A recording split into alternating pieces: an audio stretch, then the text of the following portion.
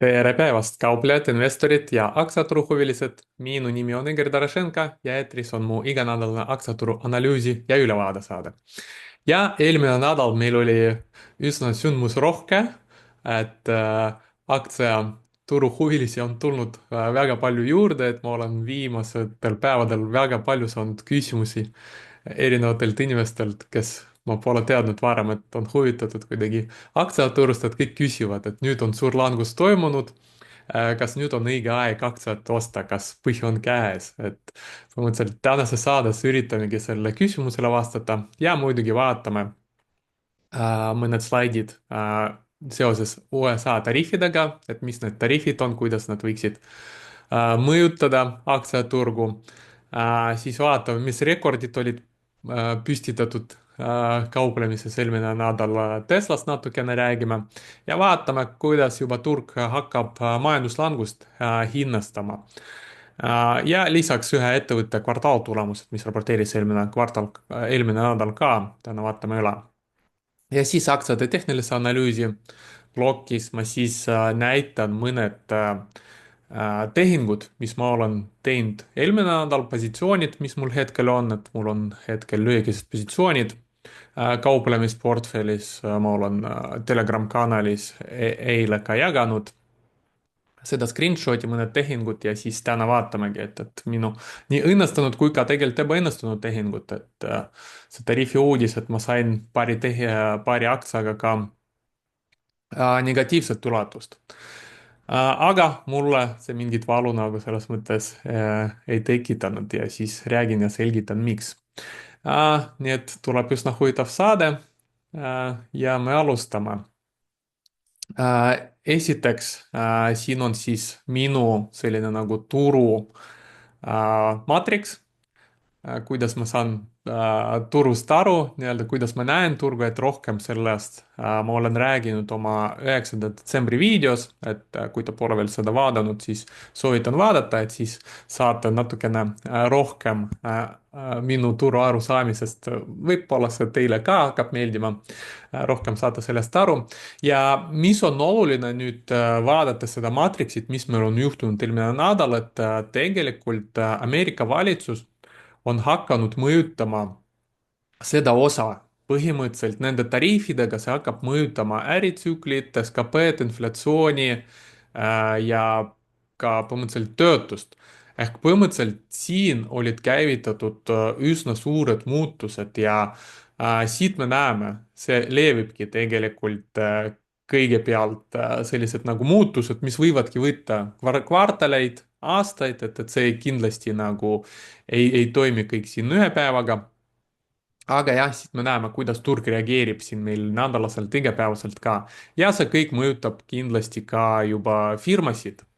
firmade tulemusi ja nii edasi, et täna ka sellest räägime, et põhimõtteliselt jah, see, et need muutused olid suured, käivitatud just nii-öelda nagu siit ruudust, see tekitabki turul nii suurt ümberhinnastamist. Ja põhimõtteliselt nüüd lähiaegadel turg hakkabki siin meil igapäevaselt, iganädalaselt ära arvama nüüd, kas läheb veelgi hullemaks, turg läheb madalamale või olukord hakkab paranema ja turg hakkab nagu proovima tõusma, et sellised nagu kõikumised, turg hakkab nagu ette arvama, et mis siis lõpuks hakkab siin juhtuma, et kõik nüüd said aru, et olukord on muutunud, aga mis täpselt saab lõppkokkuvõttes nende muutuste tagajärjel, et siin lühiajalistel timeframe idel turg hakkab meil lähiajal siis seda ette arvama ja noh, vaadates eelmist nädalat, hetkel siis turg arvab, et alguses toimus selline nagu ümberhinnastamine ja vaadates hetketurgu tundub, et ennustatakse, et halvemad asjad on veel tulemas sees. Nii, alustamas siis selliste nagu üldiste majandusteemadega ja siis lähme juba täpsemini turu tehnilise analüüsi juurde ja vaatame, mis oodata turult see nädal. Üldistest teemadest, et kõigepealt vaatame üle, mis meil oli olulist majandusuudistest eelmine nädal, et noh, siin kõige olulisem oli meil reedel non-farm payrolls uute töökohtade arv ja siin tuli tegelikult üsna positiivne üllatus, vaatamata sellele, et me teame, et Ameerikas väga palju koondatakse just nagu valitsuse sektorist. aga tundub, et see nagu numbrites või statistikas hetkel veel ei kajastu, et me näeme, et siin oodati, et luuakse 130 000 uut töökohta, tegelikult tuli 228 000, et palju rohkem. Ja mis veel huvitavat oli, et mul on üks slaid täna ka ASM Manufacturing Index ehk selline nagu tootmise ettevaatav indeks, mis tuli ka oodatust veidi halvem, 49%, et see on selline indeks, kui ta on nagu 50-st kõrgem, näitab, et siis nagu tootmises oodatakse paremaid aegu, kui ta on 50-st madalam, siis näitab, et tootmises oodatakse halvemaid aegu. ja no üks nende tariifide eesmärkidest, mis Ameerika president on öelnud, on see, et ta tahab tootmist taastada Ameerikas, et noh, siin me näeme hetkel siin siis näeks, et tootmisega ei ole kõik hästi ja me vaatame graafikut, et tegelikult see olukord tootmisega on juba pikemat aega olnud üsna selline nagu halvem, kui võiks oodata. Nii, vaatame siin mõned graafikud seoses nende majandusuudistega, et esimene siis non-farm payrolls. siin esimene graafik näitabki meil tegelikult tootlused, et erinevad tootlused, mis olid, konsensus oli 140 000, siin erinevate muude ennustamiste kohta oli noh, põhimõtteliselt 140 kuni 160 ja siin reaalselt tuli siis 228. me näeme võrreldes kahe viimase kuuga, see on olnud kasvus, et natukene rohkem isegi. Et tööjõuturg Ameerikas endiselt nii-öelda nagu stabiilne, kasvav, seal on kõik hästi. see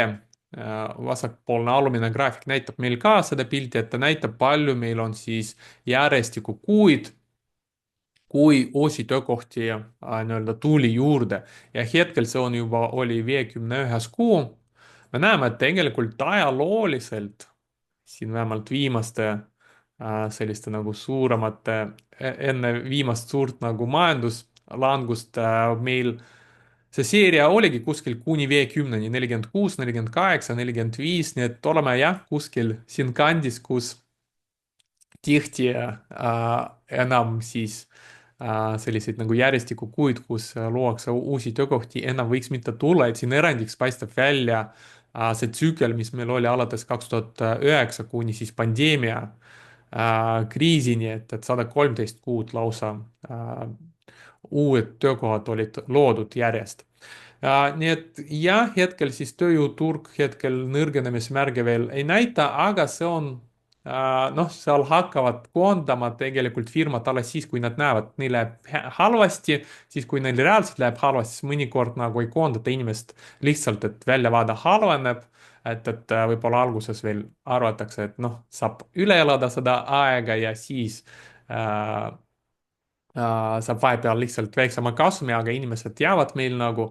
töötama, et koondada ja siis pärast tagasi seda inimest kätte saada on võib-olla mõnes firmas nagu raskem. et siis, kui juba koondatakse, siis noh, tegelikult juba majanduses kõik on nagu halvasti, nii et see on natukene mitte ettevaatav, vaid võib-olla siis äh, vastupidine nagu indikaator, et ta hakkab halvenema tegelikult, kui olukord juba majanduses lähebki halvemaks. mis on aga ettevaatav indikaator, on seesama ISM manufacturing ehk põhimõtteliselt selline nagu küsitlus, kus küsitakse siis nagu tootmissektorist, et kuidas te näete nagu tuleviku parema, halvema ja seal nagu noh, küsitakse erinevate asjade kohta, näiteks uued tellimused, laojäägid ja nii edasi. Ja siis tuleb selline nagu komposiitindeks, see must joon ja me näeme, siin on see tase 50 tegelikult, et siis, kui ta on 50-st madalam, siis me näeme, et tegelikult need on ajad, kui meil olid majanduslangused siin 2008, siin 2016 oli majanduse aeglustumine, koroona ajal kindlasti see oli 50-st madalam. ja siis, kui majandus kasvab, ta on tavaliselt näeks, et tootmine nagu laieneb, et siis seal nagu ta on 50-st kõrgem. mis meil on olnud siin alates 2023 kuskil, et me näeme, et siin tegelikult tootmine nagu ei näidanud meile, et oli hea majandus, et noh, millest me oleme siin palju rääkinud ka saadete raames, et tegelikult see viimane aktsiaturu ja majanduse kasv oli suht palju tulnud sellest, et Ameerika valitsus lihtsalt võttis palju raha võlga ja kulutas seda raha, et sellega siis nagu hoidis majandust üleval. tegelikult me näeme, et tootmises olnud olukord nagu üsna halb tegelikult kogu see aeg, et see oli, see manufacturing index oli 50-st madalam. Ja mis on veel huvitav, et põhimõtteliselt me näeme, et tootmisega ei ole kõik hästi. Kas Trumpil õnnestub seda tagasi tuua, me varsti ilmselt näeme. aga mis on siin huvitav, et mis suunas ta võib liikuda ja siis ta võib ka ennustada meil edasist turgu liikumist, et kui me vaatame siin sellist komponenti, nagu ma siin välja tõin just, uued tellimused ja siis laojäägid ja siin vaadatakse siis uute tellimuste ja laojääkide suhet. Ehk põhimõtteliselt, kui äh, laojäägid hakkavad kasvama, tellimused hakkavad nagu vähenema, see juba näitab seda, et nagu olemasolevaid tooteid ostetakse vähem ja äri teenib nagu äh, või uusi tellimusi tuleb aina vähe, et siis laojääkidest raske vabaneda ja siis uusi tellimusi tuleb vähe ja kui see suhe, me näeme see siin nagu heledam joon näitab meil seda suhet, siis parempoolne skaala, et see on liikunud siin ühest madalamale ja see on tegelikult 3 kuud ette lükatud, ehk ta ennustab meil siis, näeme suht hästi seda ISM indeksit, et siis kui ta on olnud siin languses, siis ISM indeks hakkas langema. Siin oli languses, ISM hakkas langema. et nüüd on meil ka siin suurem langus toimunud, seega siin võiks oodata, et tootmine läheb veelgi madalamale. ja see on juba, noh, siin, kui siin meil majanduslangust ei tulnud, siin tundub, et siis nagu väljapääsu enam ei ole, et siis kui tootmine on nii halvas seisus ja see küsitlus ei näita meile, et olukord paraneb, siis ilmselt on raskem majandusel ilma tootmiseta nagu kasvada ka. Rääkides tootmisest, üks Ameerika suur tootmine on muidugi autotootmine ja elektriautotootjate liider on Ameerikas Tesla. Me kõik teame ja Tesla meil raporteeris siis esimese kvartali tarnete kohta infot, värsket infot eelmine nädal. ja see kinnitab meil sellist nagu halba tootmise väljavaadet. noh, Teslal on ka veel sellist seal tekkinud teised probleemid seotud Elon Muski sellise nagu poliitilise tegevusega. aga üldiselt ja me näeme, et siis Tesla tarned olid 13% madalamad võrreldes eelmiste aastatega, et toodeti, et tarned tulevad 390 000 autot, tegelikult tuli 336 000 ja sealhulgas ka Model 3 langes 12% ja kõik ülejäänud mudelid 46% lausa oli vähem tarneid kui eelmine aasta. et siin me näeme graafikul Model 3, Model Y, kuidas siin on nagu järsult langenud, muud mudelid ka järsult langenud ja siis kokku siin ka toimus üsna suur langus tegelikult.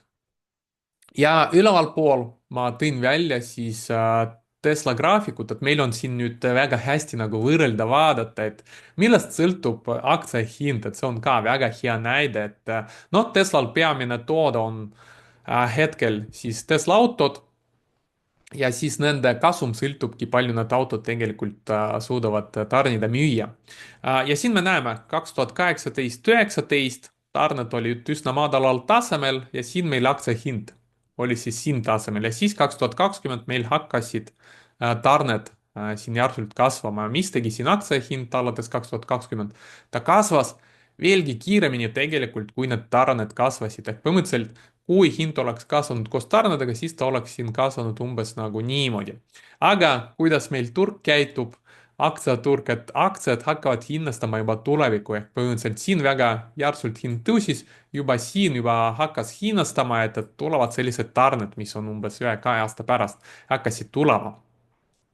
ja peale seda, miks siis me näeme, et siin alates 2021 tegelikult Tesla hind on olnud kogu aeg suht külgsuunas tegelikult, et siin isegi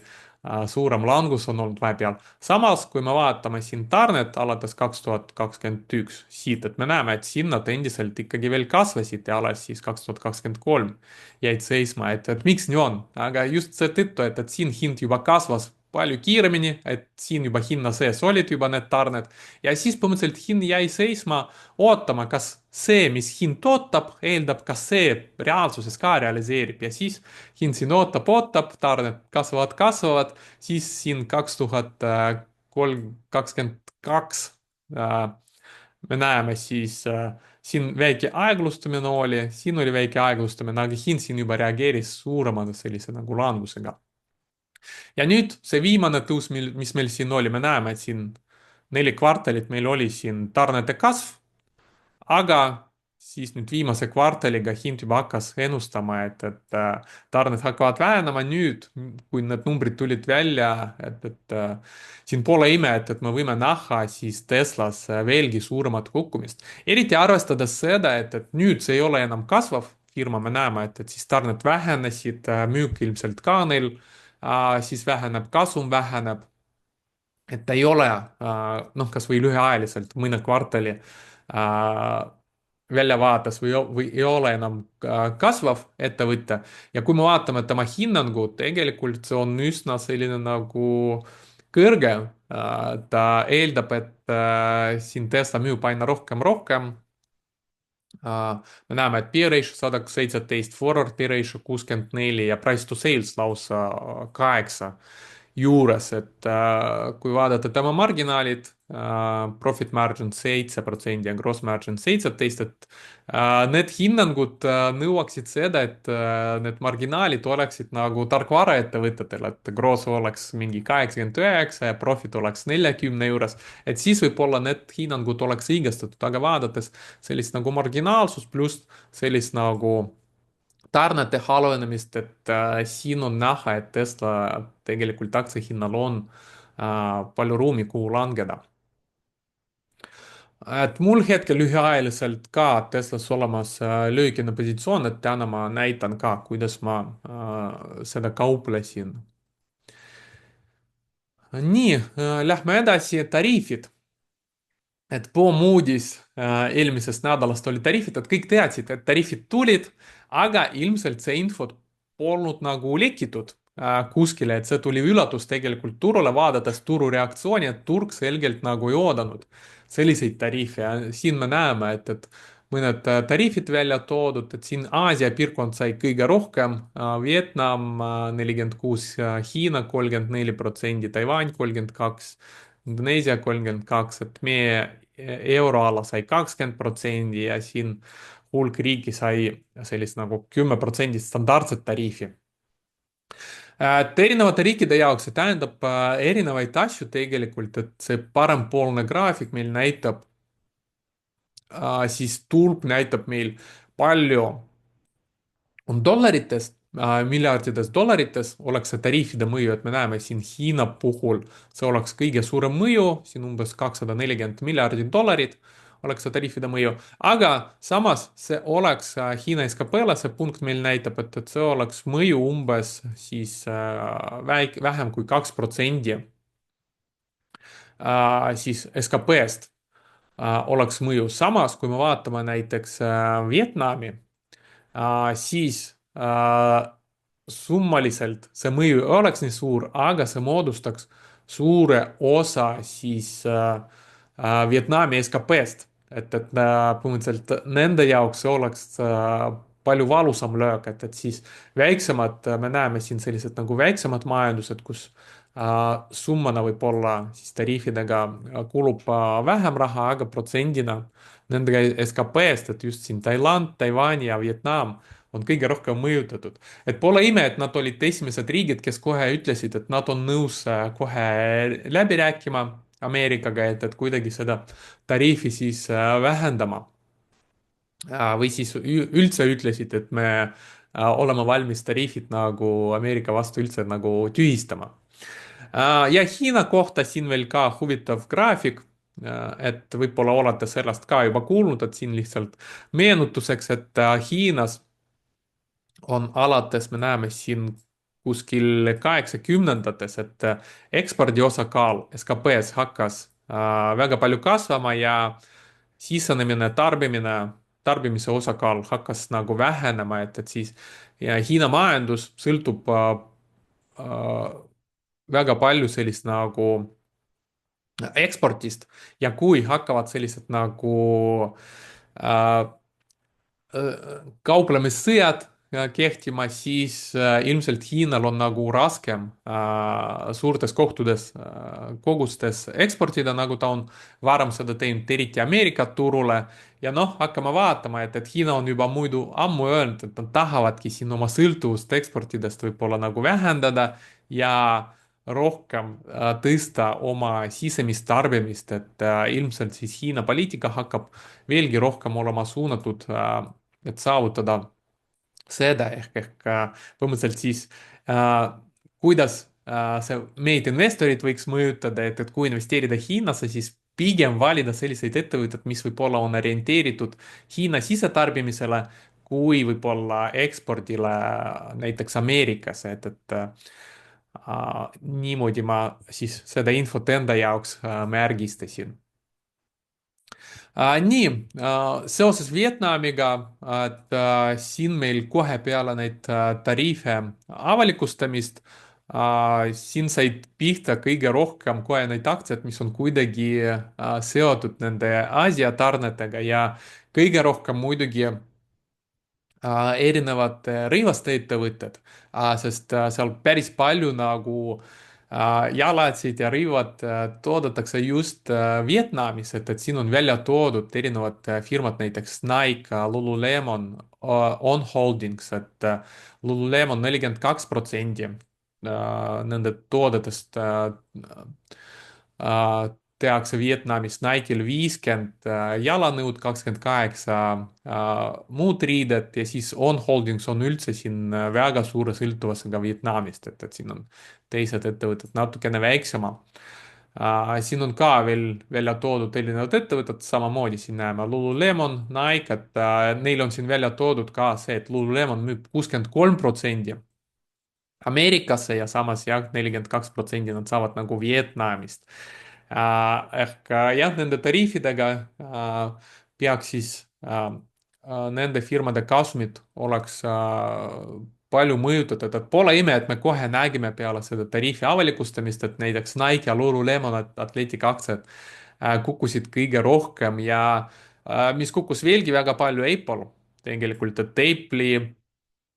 Apple'il on üldse üsna keeruline selline nagu tarneahel, et seda ühe iPhone'i kokku panna, et seal on väga palju komponente, mis tuleb päris erinevatest kohtadest, lisaks pannakse kokku neid iPhone'i ka Indias, Vietnamis, Hiinas, nii et Apple seetõttu ka suht palju kukkus, et siin me näeme Apple'i sellised nagu tarnijad, et siin Foxconn on Hai, see on vist Hiina, siin on India, siin on midagi Vietnamist, see on vist Hiinast, Indiast, jah, siin on näha, miks Apple sai ka väga palju nagu mõjutatud. ja muidugi Goldman Sachs hakkas kohe ka alandama siis erinevate firmade, et siin nagu tech-firmade puhul ka just kohe vähendati 30 firmade kasumeid ja target price ehk sellised nagu sihthinnad. Põhimõtteliselt jah, turg ei oodanud nii kõrgeid tariife, et ja siis, kui need tulid, siis kohe nagu need firmad, mis on kõige tihedamini seotud just Aasiaga ka, et need said kõige rohkem pihta, et siin ma tegin isegi screenshot'i, et iga päev selliseid nagu turupilte ei näe, et siis, kui olid tariifid avalikustatud, me näeme, et tegelikult siis turg tervikuna veel ei kukkunud, et siin meil olid veel alad, mõned ettevõtted, mis lausa ka tõusid, et sellist nagu suuremat müügilangus toimus just nagu nende ettevõttega, mis on otseselt olid tariifidega seotud, et Apple näiteks, Nvidia seal, Amazon, võib-olla seal ka müüakse päris palju nagu Hiina toodeid tegelikult. aga mis juhtus meil juba reedel, et see oli siis neljapäeval, mis juhtus oli reedel, juba nägi rohkem nagu turu üldine paanika, et siin me näeme, et siin meil juba isegi need kohad, mis olid rohelised varem, siin kõik läks juba punaseks ja noh, sa 2 päeva järjest tihti ei näe, et Apple kukub 9% ja siis järgmine päev veel 7%. Ja Nvidia ka 7 ja siis 7 2 päeva järjest, siin juba turg hakkas price ima, et kui esimesel päeval price iti rohkem või hinnastati sellist nagu tariifide mõju, siis siin juba turg hakkas hinnastama juba ka sellist nagu üldist majanduslangust, mis mõjutaks kõik firmasid majanduses. Äh, selle suure langusega sai meil püstitatud siin mõned rekordid, et kõigepealt me saime üle kõikide börside kõige suurema äh, tehingu aktiivsust, et oli ühepäevane käibe oli rekordkõrge, et pole kunagi varem olnud sellist nagu kõrget kauplemiskäibet. Kindlasti oli väga aktiivne, et noh, paljud väljusid, paljud võib-olla ka hakkasid ostma juba, ja teine graafik näitab meil veel ühe rekordi, et tegelikult optsioonid, et 100 miljoni optsiooni oli kaubeldud, et see on ka, me näeme siin graafikul absoluutrekord, et optsioonide populaarsus nagunii kasvas, aga nüüd siin põhimõtteliselt selle suure langusega meil optsioonidega tehingute arv ka näitas rekordit, et selline nagu üsna suur tehinguaktiivsus on olnud. nii, mis nüüd oodata turult peale nii suurt langust, et siin on üks huvitav tabel, mis näitab meile kaks suurimat sellist nagu kahepäevast langust,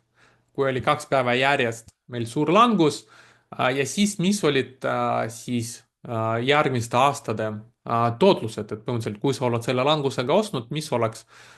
su tootlus S&P 500 indeksis 1, 3 ja 5 aasta pärast. ja me näeme, et siin need case'id, mis on välja toodud, et siin esimesel kohal 87, siis kui oli see ka must esmaspäev, siin 2 päevaga indeks kukkus 24% lausa.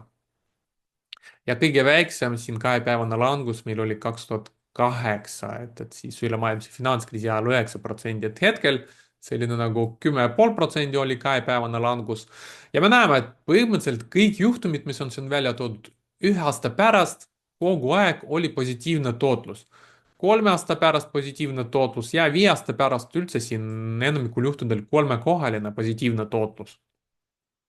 Et vaadates seda statistikat, siis noh, hetkel, kui teil on selline nagu pikaajaline vaade, siis tundub olevat hea koht, et aktsiat osta, panna silmad kinni või siis mitte vaadata seda kontot, et siis 1, 3 või 5 aasta pärast siis vaadata ja näha seal ilusat plussi. ainukene, mis mind teeb muret, mis tekitab natukene muret, miinus see statistika on see, et need eelmised korrad, kui need juhtusid, see oli tegelikult languse lõpp juba, et kui me vaatame 2008, siin oli juba tegelikult november 2008, siin on ka juba november 2008, et tegelikult too kriis algas kukkumisega, mis oli augustis 2007, ehk siin on rohkem kui 1,5 aastat pärast seda, kui turg hakkas langema, tulid sellised nagu suured langused ja muidugi, kui me olime juba põhja juures, siis järgmistel aastatel muidugi tuli nagu positiivne tootlus. sama ka 2020, noh, seal üldse oli kiire selline nagu langus ja taastumine, seega pole ime, et siit pärast me nägime head tootlust. ja 87, siin on midagi sarnast nagu 2020, et seal oli järsk langus ja järsk taastumine. Ja see oli ka juba languses siis põhimõtteliselt põhja juures. nüüd on küsimus, kui meil see 2 päevane langus ongi selle languse lõpp või langus kohe peaks kuskil peatuma, siis tegelikult 1, 3 aasta, 5 aasta pärast me võime näha positiivset tootlust, sama head nagu siin tabelis on välja toodud. aga mul on selline tunne, et see langus on alles algamas, et see ei ole nagu veel läbi. seega mulle tundub, et siin võib olla 1 aasta pärast, siin võib olla veel küsimärk, noh, 5 aasta pärast, tegelikult siin on üsna tõenäoline saavutada positiivset tootlust, sest kui me vaatame sellist nagu üldist graafikut, millest meil üldse S&P 500 hind sõltub, ta sõltubki meil nagu mu üks esimestest slaididest näitab, kasumitest. Ja kasumid sõltuvad SKP-st üldiselt, et kui riigil või firmadel kasum kasvab, riigil SKP kasvab ja siis aktsiaturg ka kasvab. Et siin me graafikul näeme alates aastast 47 on siin see seos punktiirjoonega, meil on kasumid, kasumid on muidugi siin kõikuvad, sellest ka meil siin kõikub punane joon S&P 500 ja siis majanduse SKP, siis majanduse kogutoodang, siin on ka selline nagu pikaajaliselt kasvutrendis. nii et me näeme, et kui lühiajaliselt meil võivadki olla sellised nagu kasumilangused, aktsiaturu langused, siis pikas perspektiivis see ikkagi liigub ülespoole, nii et kui meil siin vahepeal kasumid langevad, 1-2 aasta võib-olla siis mõni aja pärast hakkavad langema ja siis, kui te ostate juba siin langusega, siis võib-olla 5 aasta pärast ikkagi võib olla juba plussis, aga võib tekkida ka veel parem ostuvõimalus. Et ühesõnaga jah, selline statistika hetkel ja selline kahtlus mul selle statistika vastu hetkel on, eriti vaadata seda võib-olla 1 kuu, 1 aasta oodatavat tootluse 5 aasta osas, noh, võib juba eeldada, et tuleb positiivne tootlus, võib-olla mitte nii suur nagu eelmistel kordadel, kui turg teeb veelgi suurema languse. Veel üks statistika, mis ennustab meil ka head tuleviku tootlust 1 kuni 5 aasta perspektiivis, me näeme siin case'id kõik välja toodud, näitavad 1-5 aasta perspektiivis positiivset tootlust, see on siis siin on välja toodud siis nädalased VIX volatiilsusindeksi sulgemised. Ja alates aastast 90 kõik suuremad siis VIX-i nii-öelda tõusud, et siin me näeme siin ka VIX-i graafik, volatiilsus, et meil on siin eelmise nädala lõpu seisuga tõusnud peaaegu 44 tasemele, et viimati nii kõrge tase meil oli siis koroonakriisil, siis kui oli koroonakriis. Ja me näeme, et põhimõtteliselt iga kord jah, kui oli 45 siin ja kõrgem tase, siis me nägime positiivset tootlust, et nüüd meil on järjekordselt kõrge, kas tekib jällegi siin positiivne tootlus. No 1 aasta väljavaates ma ka olen siin natukene võib-olla skeptiline, sest kui me vaatame ka, millal kõik need asjad siin juhtusid, siin jällegi paistab silma 2008, jällegi siin on juba oktoober, november ehk oligi kuskil juba siin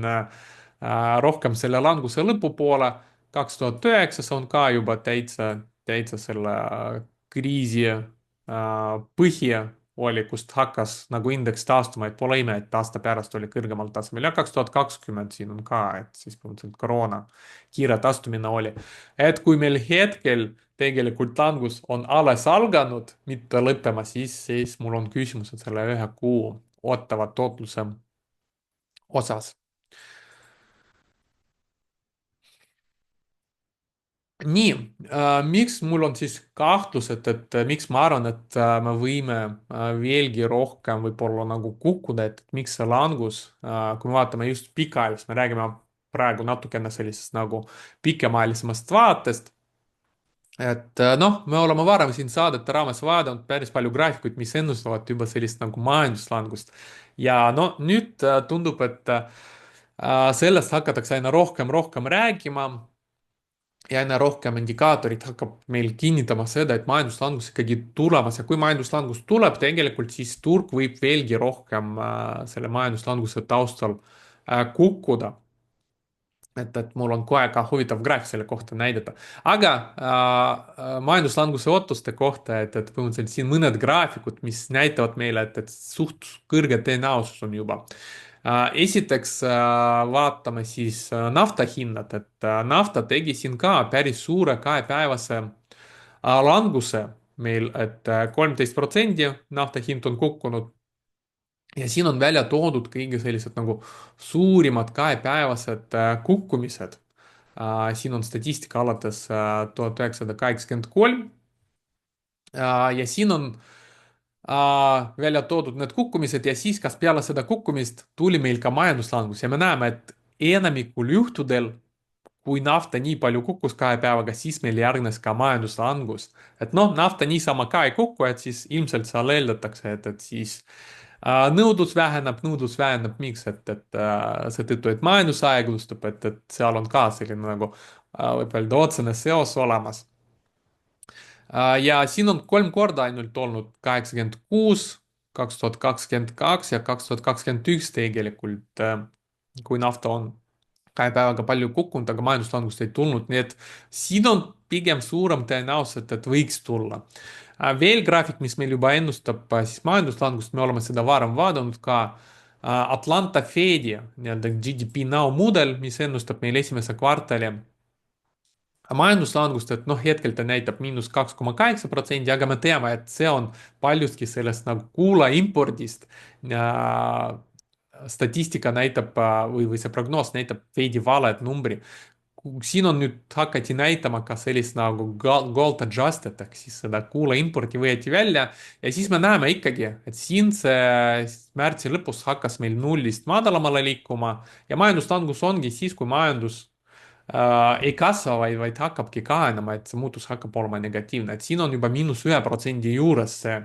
et juba Atlanta Federal Reserve ennustab meil esimeseks kvartaliks negatiivset majanduslangust. Ja jällegi, kui me vaatame seda VIX-i, kuidas VIX käitub, et siin on välja toodud kaks sellist nagu käitumist, et käitumine, kuidas see volatiilsus käitub, kui meil ei ole majanduslangust ja siis kuidas volatiilsus käitub, kui meil on majanduslangus. kui majanduslangust ei ole, siin me näeme, et volatiilsus meil on kuskil keskmine siin 15, 20, kuskil siin tasemel ta siin kaupleb. Mõni korrektsiooni puhul natukene kõrgemale läheb, aga üldiselt madalal tasemel. Ja siis, kui meil on majanduslangus, siis on meil suurem volatiilsus aktsiaturul, me näeme, et siis VIX kaupleb siin kõrgematel tasemel, et siis on juba 25, 35 kuskil ja siis sellised nagu järsud langused toovad seda VIX-i veelgi kõrgemale tasemele. Ja hetkel siin punase punktiirjoonega meil on välja toodud 40 juures VIX juba. Noh, see on juba siin läheb pigem siin majanduslanguse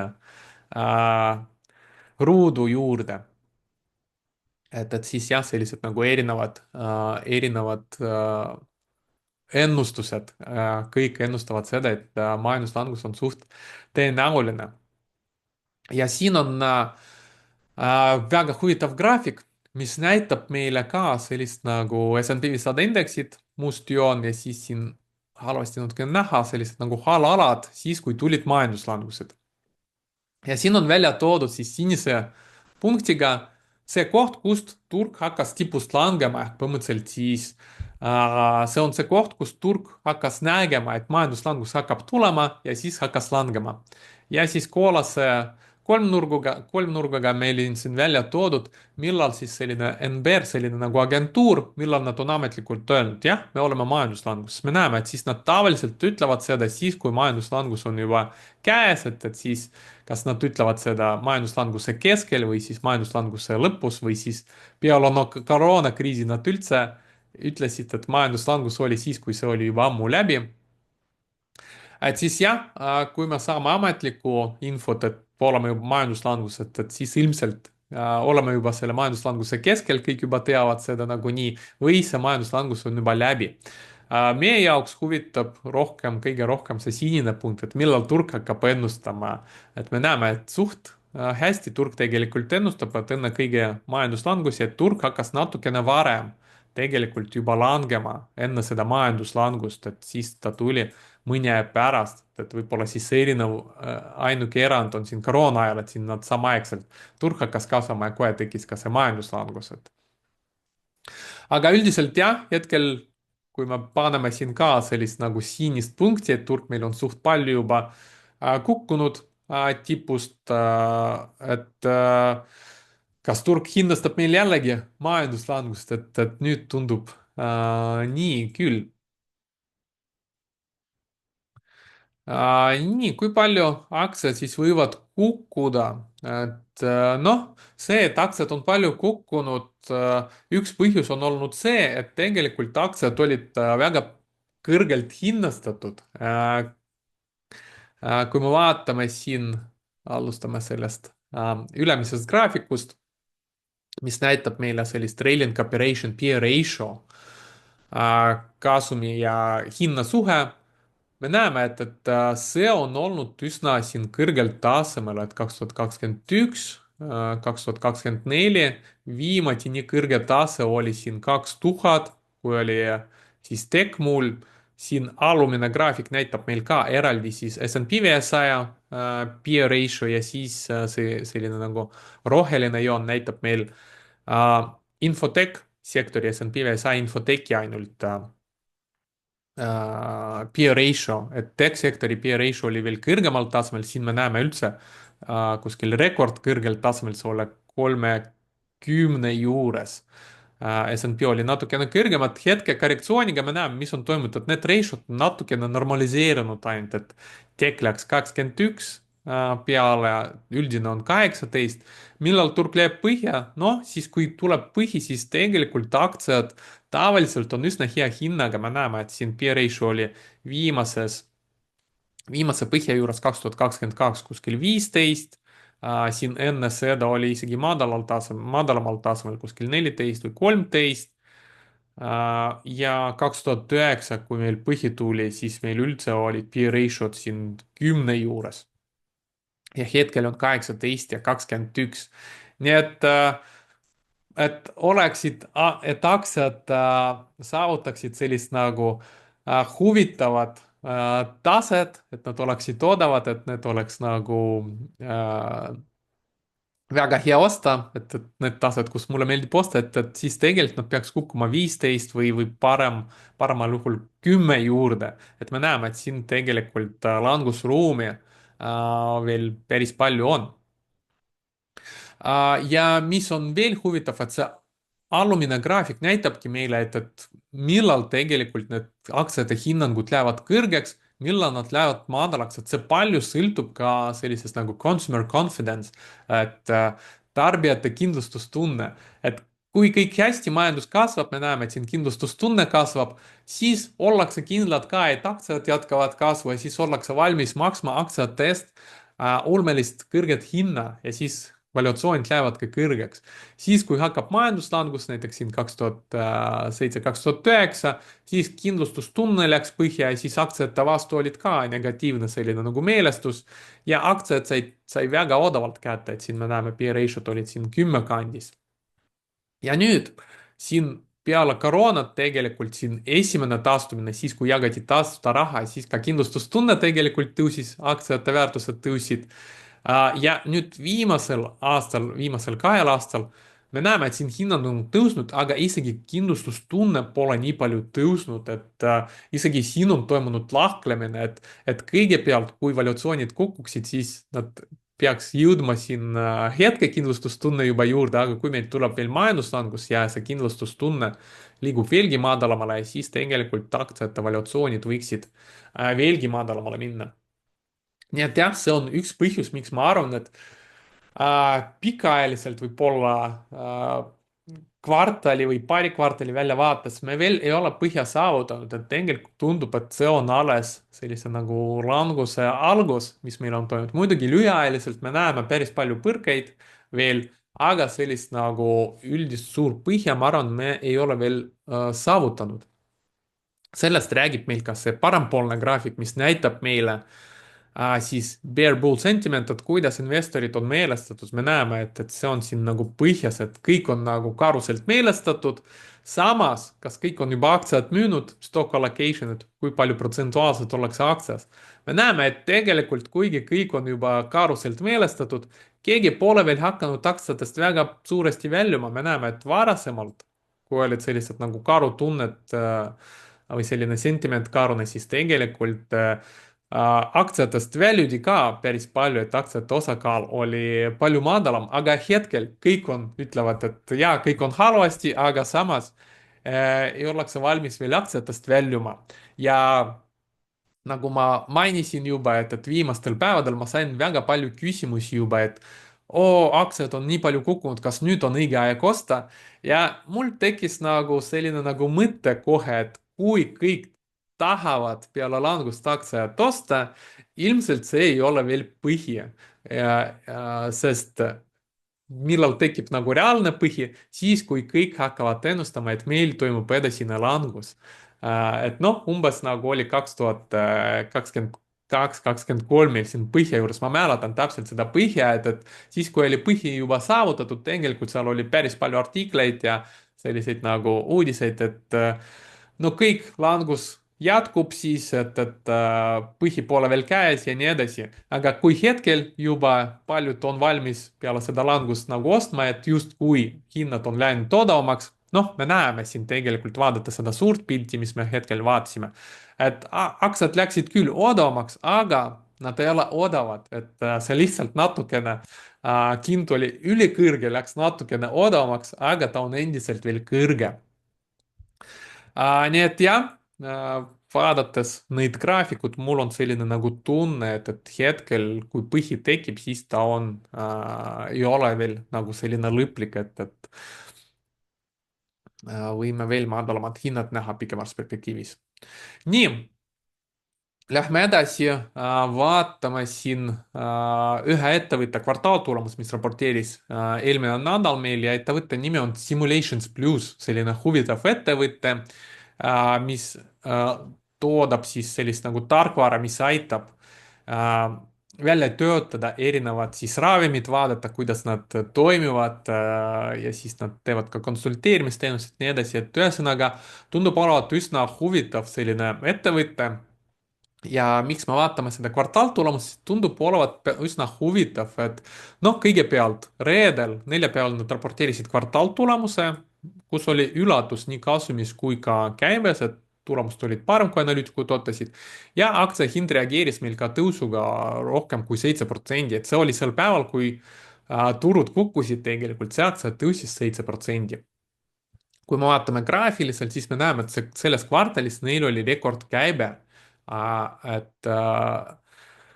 kasvanud rekordtasemele, nad on kasumlik, tegelikult me näeme siin kõik kvartalid, mõni kvartal lihtsalt väiksem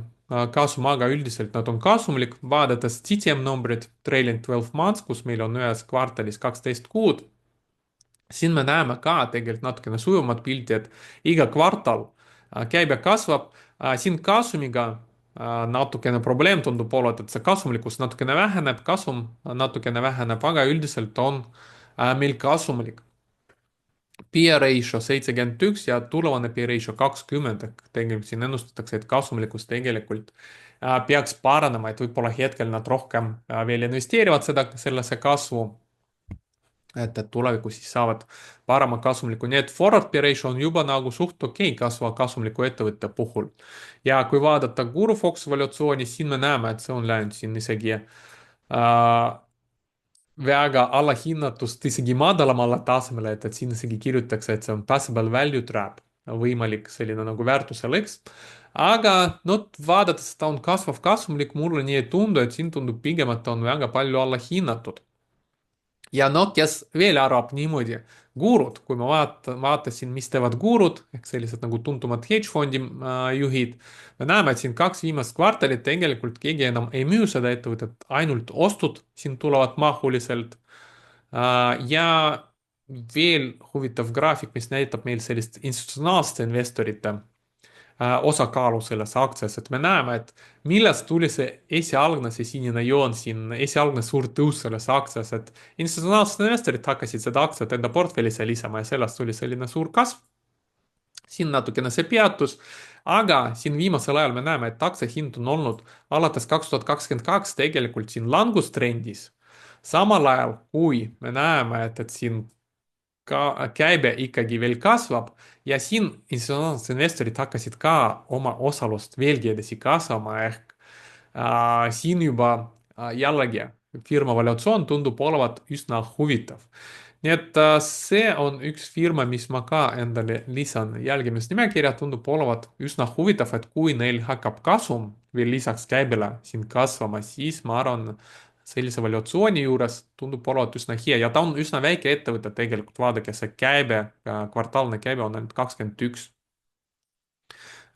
või 22 miljonit olid, et tal on lihtne nagu nii-öelda edasi kasvada, ta on veel väga väike ettevõte. nii, lähme edasi, vaatame, mis meid ootab ees see nädal peale siis seda,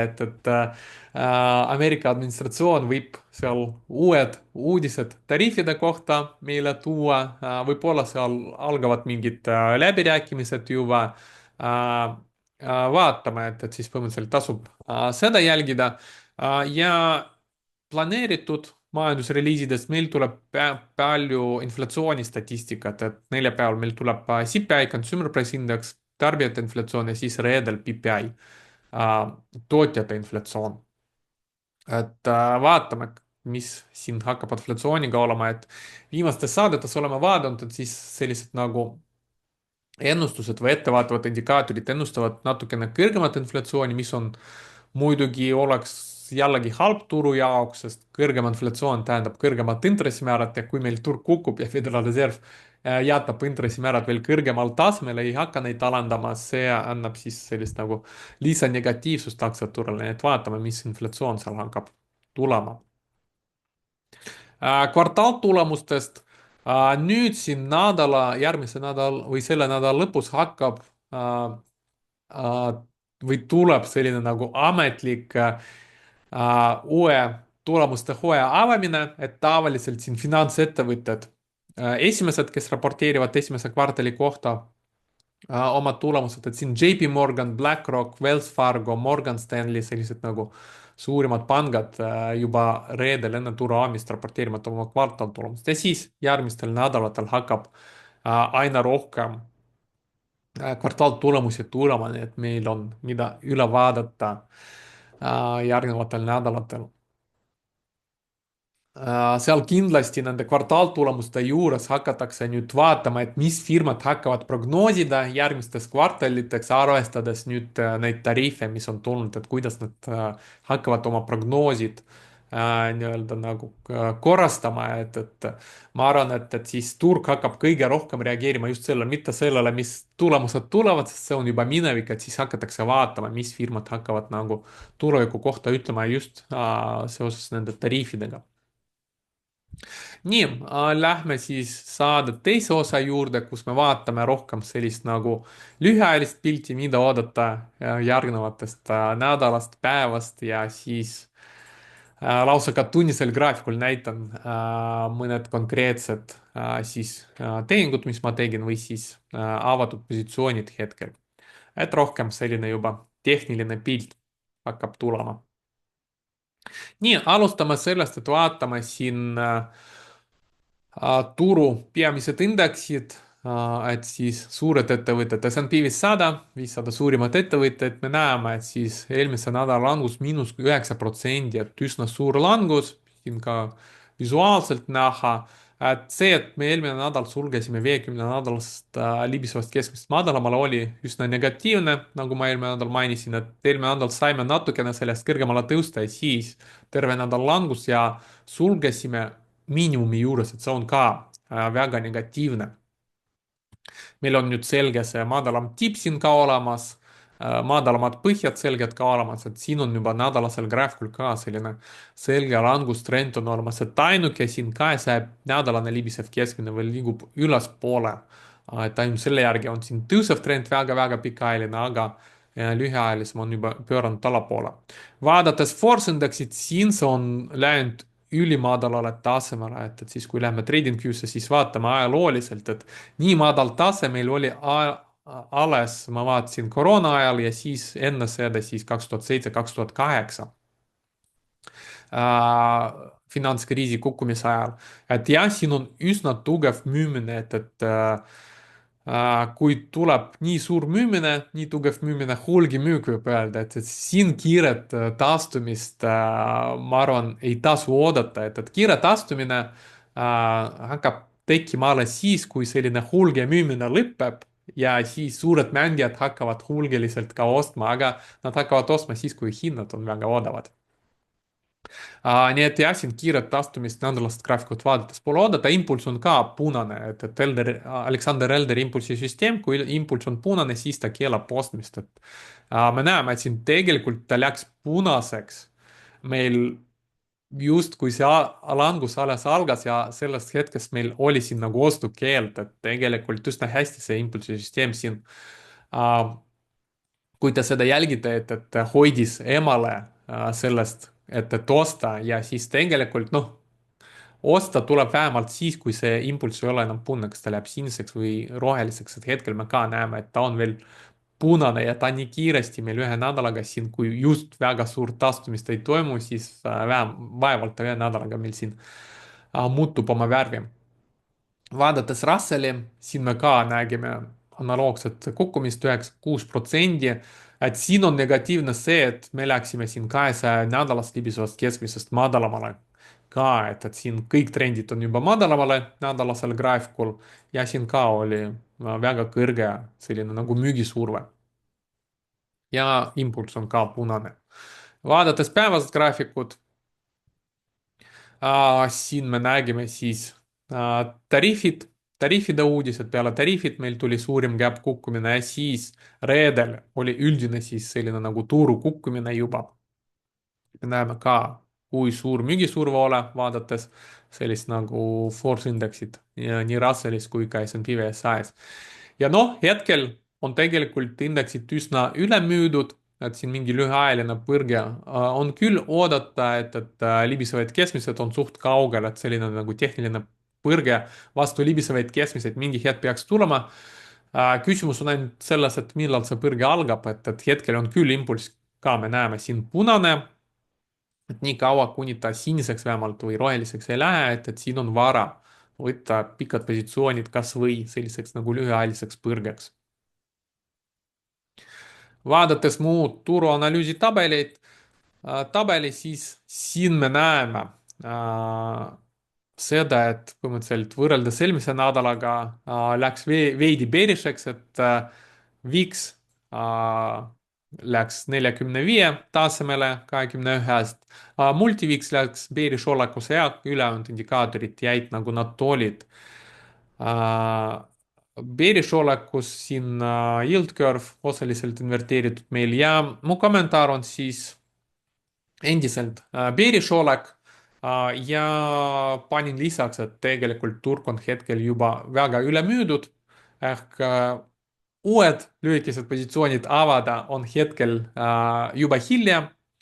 Aga osta on võib-olla kas või põrgeks natukene, võib-olla veel vara, et turg ei andnud veel sellist nagu signaali, et turg on väga üle müüdud. Et mingi hetk meil selline tehniline põrge kõigepealt peaks tulema, aga hetkel veel praeguse seisuga meil veel seda signaali ei ole. Nii, vaatame mõned neist indikaatoritest ja mida oodata, et tuleks nagu põrge. Kõigepealt rämpsvõlakirjad. Me näeme, et ma mainisin eelmine nädal, et kui rämpsvõlakirjad hakkavad langema, see oleks väga negatiivne. No nad hakkasid siin tegelikult langema. S&P 500 me näeme langenud juba palju rohkem kui rämpsvõlakirjad. See on tegelikult positiivne, et enne seda meil oli siin nagu gap ülespoole, et kui S&P 500 on tõusnud rohkem kui rämpsvõlakirjad, peale seda meil tavaliselt tulevad korrektsioonid sinna rämpsvõlakirjade tasemeni juurde, et see on siis nagu minu jaoks negatiivne, kui turg tõuseb agressiivsemini kui rämpsvõlakirjad, aga teiselt poolt on olemas ka vastupidine olukord, kus aktsiad kukuvad rohkem kui rämpsvõlakirjad, siis tegelikult aktsiad pärast taastuvad ka rohkem tagasi sinna võlakirjade tasemeni juurde. Et hetkel me näeme ka sellist olukorda, et aktsiad on kukkunud rohkem kui rämpsvõlakirjad ja siis mingi hetk, kui rämpsvõlakirjad peatavad oma langust, jäävad samal tasemel või siis hakkavad uuesti tõusma, vot alles siis ma hakkan vaatama seda põrget S&P 500-s ja siis ta võib ollagi siin nagu suurem põrge vastu neid rämpsvõlakirjade tasemeid. et see on see, mis ma jälgin rämpsvõlakirjade juurde, et nii kaua, kuni rämpsvõlakirjad jätkavad langust, et nii kaua ma siin nagu suurt põrget indeksis ka ei ootaks. Volatiilsus. Nüüd meil on siin potentsiaalne järgmine ostusignaal tekkimas ka, et me näeme, ma eelmises saates ka mainisin, kusjuures ma väga soovitan üle vaadata näiteks mu eelmist saadet, et mis ma ennustasin võimalikuks arenguteks turul ja erinevates aktsiates ja kuidas see kõik nagu realiseerus, et minu meelest see on väga hea selline nagu õppimiscase, et kuidas enne seda langust, mis ma rääkisin enda indikaatoritega, et mida nende juures jälgida ja mis juhtub siis, kui need indikaatorid teevad sellist asja, kuidas see kõik nagu arenes reaalselt, et ma ise nagu vaatasin eelmise nädala saadet üle ja siis tegelikult oli üsna hea nagu enda kinnituseks, aru saada, kuidas ma nägin olukorda arenemas ja kuidas ta päriselt nagu arenes ja noh, oli suht täpne tegelikult mul üks stsenaariumis, kus ma mainisin, et kui tuleb suurem langus, siis siin me võimegi näha, et VIX läheb jälle sellest Bollinger Bandist kõrgemale ja siis siin järgmine ostusignaal meil tekib siis, kui siis nüüd volatiilsus, nagu siin eelmised korrad, läheb tagasi Bollinger Bandist madalamale, et me näeme kõik sellised nagu kohad. Äh, Need on sellised nagu kohad, kus meil turul tekibki mingisugune põhi, et siin ka oli viimane signaal, et meil siin mingi väike ralli oli. aga nüüd peale suuremat kukkumist võib-olla tuleb ka järsem selline nagu kaubeldav põrge. et nüüd ma siin jälgin seda, et millal VIX hakkab meil langema ja millal ta läheb Bollinger Bandi kanalisse tagasi sisse ja vot see hetk, kui ta läheb tagasi sisse, siis VIX annab meile järjekordse põhisignaali, et enne kui seda ei juhtu, siis ma ka ei ootaks turul sellist nagu olulist põhja. Bullish percent index, siin me nägime ka suurimat langust, et nädalane graafik, me näeme, et see langenud lausa 23 taseme juurde, üsna madal tase, me näeme siin, noh, ta võib langeda veidi madalamale, et 2022 põhi meil on tekkinud siis, kui see indeks on kukkunud siin kuskil 10-15 tasemele, et natukene veel võib ta langeda. samas siin 2023 sügisel põhi tekkis siis, kui ta oli meil siin kuskil praegusel tasemel. nii et see on ta, natukene võib veel langeda, aga kuskil siin lähedal juba ta võib hakata nagu pöörama ja kõrgemale tõusma. Siin jällegi ma vaatan isegi siin päevast graafikut. Päevasel graafikul me näeme, kuidas ta on siin kinnitanud meil eelmise nädala langust, ka läinud madalamale. et siin selleks, et algaks meil põrge, ma hakkan jälgima, millal ta peatab oma langust ja siis hakkab tõusma, et enne seda siis siin põrget ei tasu oodata. ja lõppkokkuvõttes, nagu ikka, kõige parem põhi tuleb siis, kui meil mitu erinevat turuindikaatorit, kõik annavad ostusignaali, et rämpsvõlakirjad hakkavad tõusma, VIX läheb Bollinger Bandist madalamale tagasi, bullish percent index hakkab tõusma ja ka new high, new low, et uute põhjade arv hakkab langema ja uute tippude arv hakkab tõusma ja nende vahe annab meil siis sellist nagu spike bounce signaali. Et kui kõik need asjad realiseeruvad, siis tavaliselt ma postitan ka oma Telegram kanalis, et siin on näha minu Telegram kanali, kui te pole veel seal sellega liitunud, võite liituda, et kui seal mu turupõhja nii-öelda nimekirja kõikidest nendest indikaatoritest, kui kõik nad annavad siis ostusignaali, siis ma kindlasti oma Telegram kanalis jagan seda, sest ilmselt ma ise hakkan ka juba mõned aktsiad ostma kas või kauplemispõrgeks. nii, aga tagasi tippude põhjade juurde, et siin meil on ühe kuu uued tipud ja põhjad ja turukapitalisatsiooniga kaalutletud. ja mis me näeme siin põhjade arv, et siin ma pole ammu näinud, ma ei mäleta, kas üldse olen näinud nii suurt numbrit siin, et 50 triljonit. et tavaliselt, kui ta läheb 20 või 30 triljonist kõrgemale, me näeme, et ta väga kaua seal ei ole, siis hakkab langema ja siis tekivad sellised nagu head ostukohad, aga siin me näeme, et see on erakorraline müümine olnud, et siin põhjade arv läks üle suureks, mis siin oodata, et noh, tegelikult siin põrgeks tasubki oodata, et see läheb 30 ja 20 triljonist madalamale ja et roheline joon, tippude arv hakkab siin tõusma. ja kuna see langus oli päris suur, et siis olulist põhja ei teki meil siiamaani, kuni siin ei teki veel üks langus, veel korraks läheb see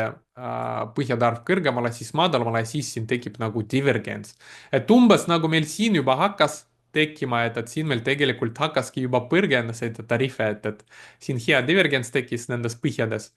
aga jah, see läks siis tariifi uudisega katki. ja vaadates siis numbriliselt, et siin on meil ka päris suur number, tuli 3600 aktsiat, mis saavutasid ühe kuu uue põhja, et põhimõtteliselt siis näitabki meil sellist nagu turu üldist hulgimüügi, mis on toimumas. ja tiputarv oli kõigest 80 aktsiat, et see on umbes 5000 aktsiast 80 aktsiat, mis saavutasid ühe kuu uue tipu, et selliseid nagu tõusvaid aktsiaid oli üle vähe. et mis ma siin jälgin, no kindlasti tahaks näha, et põhjatarv läheb madalamale ja kõige paremini siis 500-st madalamale. ja teiselt poolt ma vaatan jällegi see vahe 80 miinus 3641, et see on hetkel siis miinus 3560 kuskil. ja kui see vahe läheb meil miinus 500-st väiksemaks, põhimõtteliselt siis põhjad hakkavad tõusma, ütleme, tõusevad 400-ni ja samal ajal põhjad kukuvad siin ka 300-ni näiteks, siis on 400 miinus 300, meil tuleb pluss 100, see on miinus 500-st kõrgem, siis tekib selline nagu spike bounce signaal, ostusignaal. et kui selline asi lisaks tekib, et siis ma olen valmis mingiks kaubeldavaks ralliks, mis võib kesta mitu päeva või mitu nädalat lausa, sellised siis arenguid. ja hooajaliselt meenutuseks siin veel graafikut, mis ma eelmises saates ka näitasin, tegelikult aprill on meil olnud viimased 2 aastat, 20 aastat kõige tugevam kuu, et 84% juhtumitest on sulgenud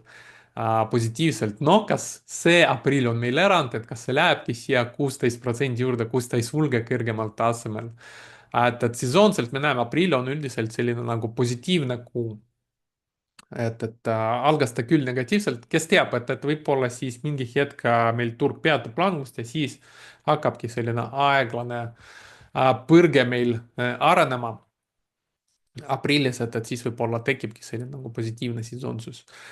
teiselt poolt, et siis hakkavad hetkel see tulemuste hooaeg ja siis, kui firmad raporteerivad tulemust, siis nad ei tee tavaliselt tagasioste, et me näeme siin S&P 500 buyback blackout, nii-öelda blackout, siis kui firmad ei tee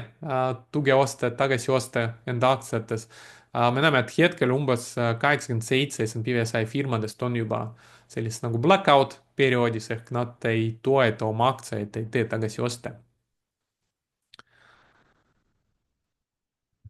nii, väike reklaam siin veel, et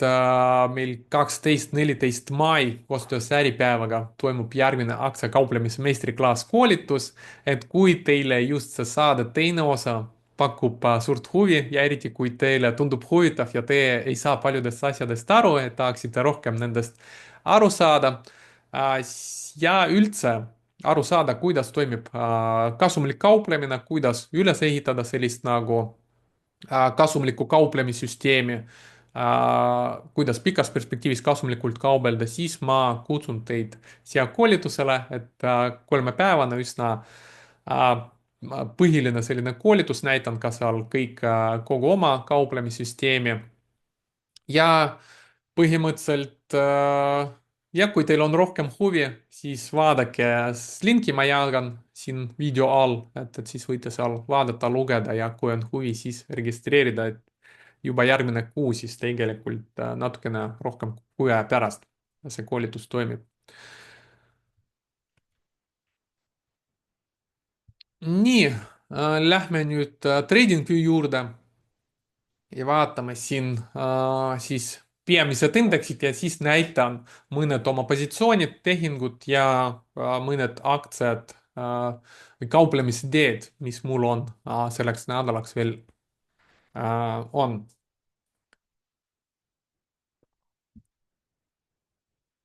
alustame siis S&P 500 indeksist, nädalane graafik. no mis me näeme nädalasel graafikul, et suur langus ja miks ma ütlesin, et me oleme siis juba üle müüdud, et kuidas ma seda defineerin. Kõige lihtsam viis on vaadata ATR-kanalit ja me näeme, meil on siin -3 ATR-kanal, mis me näeme, et S&P 500 on kukkunud -3 ATR-i nädalasest kanalist väljaspoole, et see on tegelikult üle müüdud staatus. Me näeme, et tavaliselt see +3 ATR ja -3 ATR, meil on see nagu piirtaed, aga ta ei ole nagu betoonsein, et ta on selline nagu auklik, et Alexander Eldar toob välja sellist näidet, see on nagu kui nagu lehmade piirdeaed, et lehm võib tulla selle piirdeaia juurde, võib minna sellest nagu väljaspoole, välja suruda, aga täielikult ta sellest välja minna ei saa, et siin on, need ATR-kanalid on just nagu selline nagu piirdeaed. Et natukene sellest väljaspoole saab minna, aga tihti sa tuled siia nagu tagasi. Et siin me näeme ka languse puhul 2022 meil oli langusturg, siis tegelikult siin -3 teeri juures nädalasel graafikul jäi seisma. kaua ta võib olla seal väljaspoolt -3 teeri, noh, kui me läheme siin tagasi natukene ajaloos ja vaatame siis näiteks 2008, 2009 langust, siis me näeme ka -3 tertsis meil toimuvad mingisugused põrged ja siis, kui toimub selline nagu krahhilaadne asi, siis ta kaupleb siin väljaspoolt -3 teri juures ka toimuvad sellised nagu põrged ja siis jällegi -3 ter, siis sellest hakkab nagu taastuma.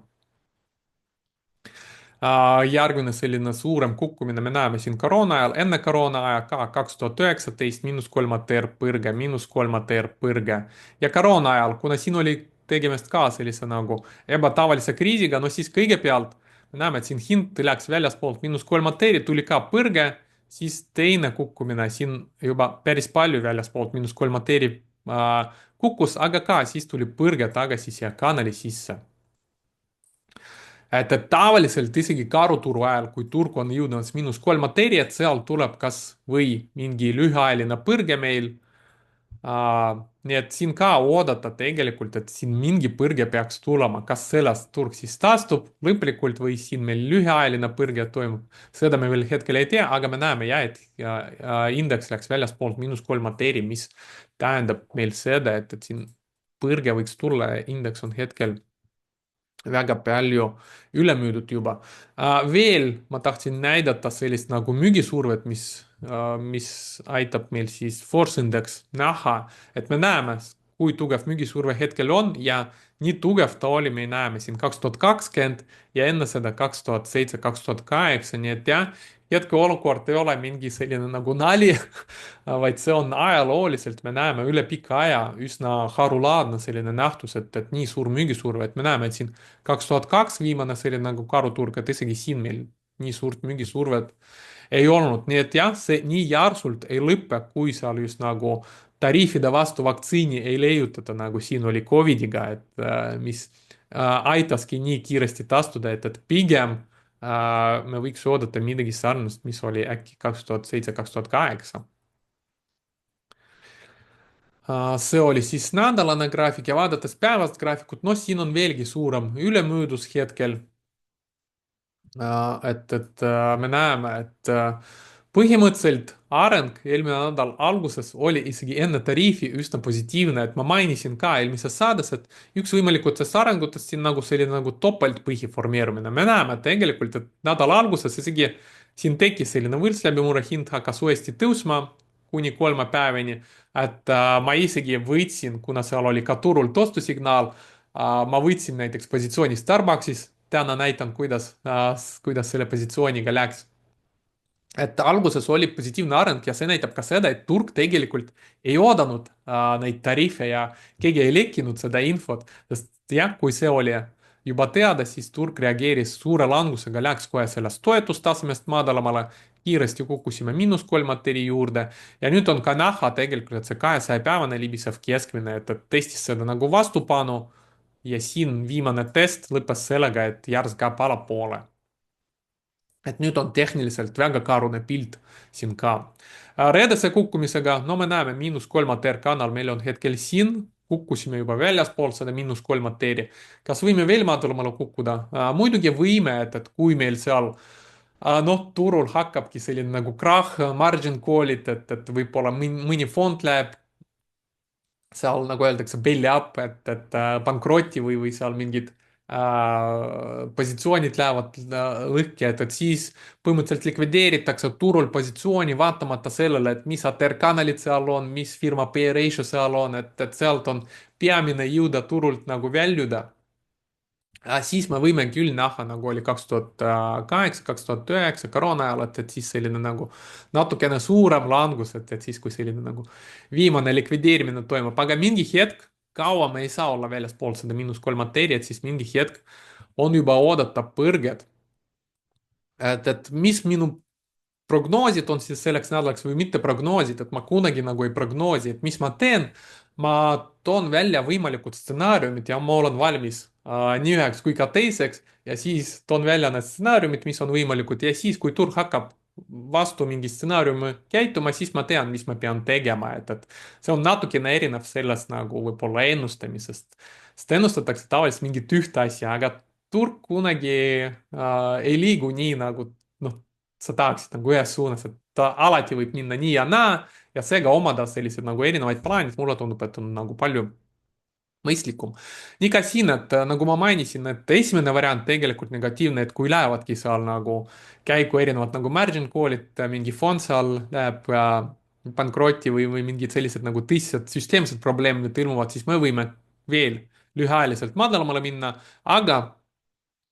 oleme juba väga palju üle müüdud, nii et kui me isegi siin läheme, siis mingi põrge on siin oodata, et nüüd on mul lihtsalt küsimus, millal meil see põrge algab. siin tasemel või natukene madalamal tasemel. aga ma juba ootaks, et -3 arteerist hind peaks tehniliselt hakkama põrkama ja kuhumaani ta põrkab, siis vastu langevad libisevad keskmised, siis hakkame jälgima kõige lühemaajalisemat 22-päevast libisevat keskmist. et see on põhimõtteliselt siis järgmine selline liigutus, mis peaks toimuma peale seda, kui see langus lõpuks saab läbi. Äh,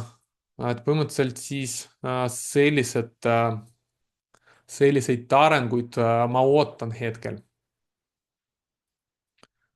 Mis saab edasi? noh, ilmselt peale nii suurt langust, kui meil see põrge toimub vastu libisevaid keskmised, siis ilmselt siin tekib madalam tipp ja lähme veelgi madalamale, aga noh, vaatame, et kõigepealt ära ootame, millal see langus peatub ja millal meil hakkab selline nagu põrge. et see on siis selline nagu peamine ootus. vaadata sel turgu, et kiiret taastumist hetkel ei oota, et sel turul meil oli juba turg vist -3, -4% jällegi miinuses. NASDAQ on suht sarnane areng, et siin ka nädalasel graafikul me näeme, et siin läinud -3 arteerist madalamale, et noh, kui palju võib kukkuda isegi sellise nagu crash'iga, et siin meil on juba 200-nädalane libisev keskmine paistab lähedal S&P puhul ka, et siis halvemal juhul võime kukkuda ka selleni veel. Päevasel graafikul ka sarnane areng nagu S&P 500-ga, me näeme väga palju väljaspoolt -3 arteeriat, noh, võib veel küll minna, aga siis tugevam põrge on juba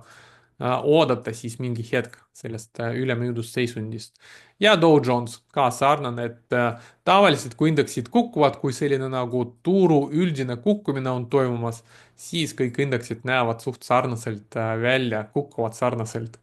et nädalasel graafikul siin ka, võib-olla see on teistest kõige vähem läinud väljaspoolt -3 arteeri, aga me näeme juba siin neil turul, meil indikeeritakse, et see avaneb juba ka madalamal tasemel. päevane graafik ka väga palju väljaspoolt -3 arteeriat, L-turg näitab siin, et noh, kui läheme veel madalamale, aga mingi hetk juba oodata põrge vastu langevat libisevaid keskmiseid.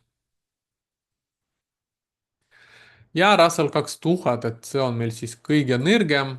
et siin rääkisime palju sellest olulisest toetustasemest, et kuidas ta siin esimese korraga ei saanud sellest läbi, aga nüüd siis eelmine nädal lõpuks see toetus ei pidanud vastu ja kui me saime sellest mööda, näete, kui kiiresti me siin liikusime madalamale, et 200-päevast libisvast, nädalast libisvast keskmist madalamal, väljaspoolt -3 arteeria, siin L-turul juba indikeerib, et siin avaneb. no kuhumaani madalamale võib minna, me näeme, et siin järgmine oluline toetus on siin lähedal tegelikult juba olemas. et võib-olla proovib seda testida ja siis algab põrge.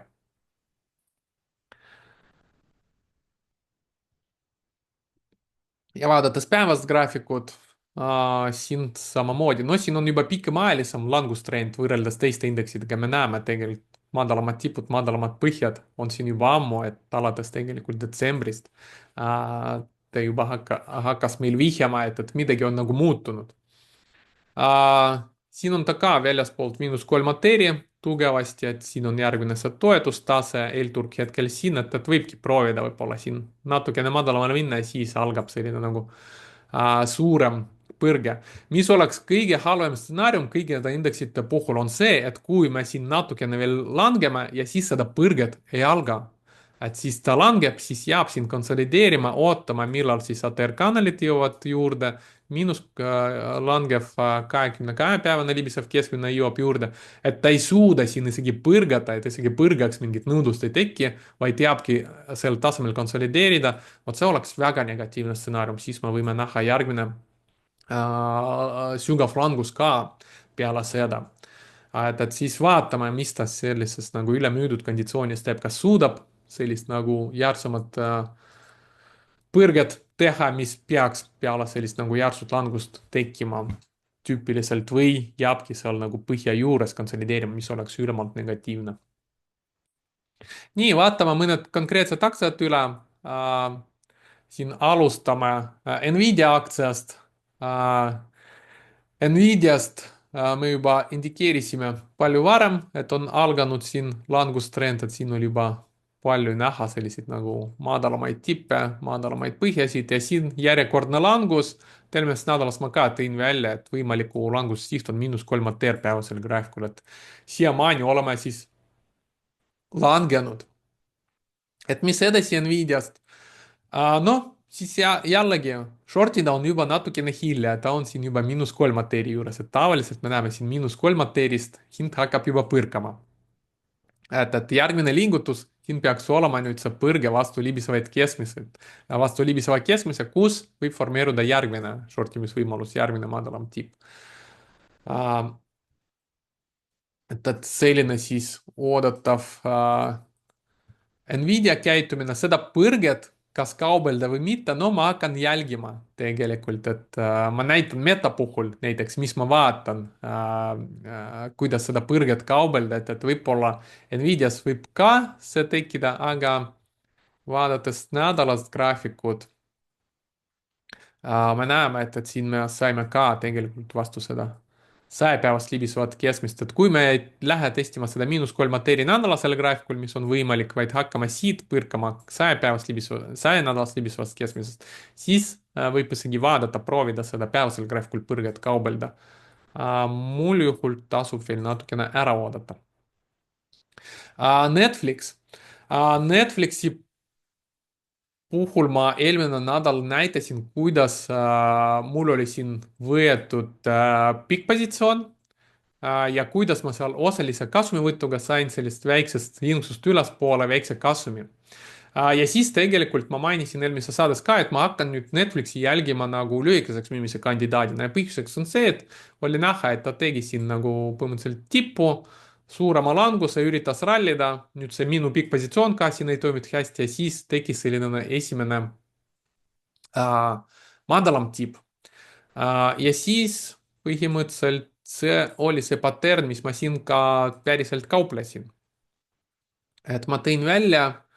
eelmises saates, et millal ma olen valmis siin lühikese positsiooni võtma. ja mainisin, et mul oleks vaja näha peale seda langust, et hind põrkaks ja teeks sellist nagu madalamat tippu, et me näeme, et siin see tegelikult hakkaski formeerima lausa selline topelt madalam tipp ja põhimõtteliselt siin ma sain Netflixi shortida, et oli jah, neljapäeval juba oli näha, et aktsiad avanesid nagu langusega, et mõned ikkagi proovisid tõusta nagu Netflix, aga siis päeva lõpuks hakkasid uuesti langema, andes selliseid nagu madalamaid tippe ja müügisignaale, et siis Netflix oli üks neist, kus ma võtsingi lühikest positsiooni. siin on hind juba kukkunud vastu -3 ATR tunnisele graafikule, et siin ma juba võtsin esimese kolmandiku kasumist välja ja siis juba trailing stop siin juba plussis, liigub madalamale ja kuhumaani ma ootan siis Netflixi kukkumist lühiajaliselt. No me näeme, et siin -3 ATR, siin on ka 200-päevane libisev keskmine, et mul on siin juba pandud see teine kasumivõtu order, et kui Netflix kukub, siis vastu seda taset, siis ma võtan teist kasumit välja ja edasi hakkangi stopi seal tunnisel graafikul treilama. Ma ei tea, kas siit Netflix siis põrkab vastu stopi või siis tuleb mingi krahh turul üldine, et siis ta kukub veelgi rohkem. Et siis viimase kolmandikuga ma olen valmis siis riskima. Et selline positsioon mul on Netflixis hetkel. Palantir. Palantiris oli sarnane areng, ma ka tõin välja, et siin on võimalik eelmine nädal, et on põhi, suurem langus ja või on tipp, suurem langus põhi formeerunud ja siis teise ralliga jällegi mul oli siin väike pikk positsioon, kust ma sain vaid osaliselt kasumi, siis ta hakkas uuesti langema, formeerides siin esimest madalamat tippu. Ja see oli ka minu jaoks siis selline nagu signaal seda short ida, vaadates tunnist graafikut, kuidas ma siin toimetasin. Et siin põhimõtteliselt ka neljapäeval ta andis mulle hea sellist nagu müügisignaali, et siin sarnaselt Netflixiga toimus see esimene langus, siis ta üritas siin taastuda, formeeris siin madalama tipu võrreldes selle tipuga ja siis siin neljapäeval veel ühe madalama tipu võrreldes eelmise tipuga. Ja siin oli minu jaoks juba see sisenemiskohaks.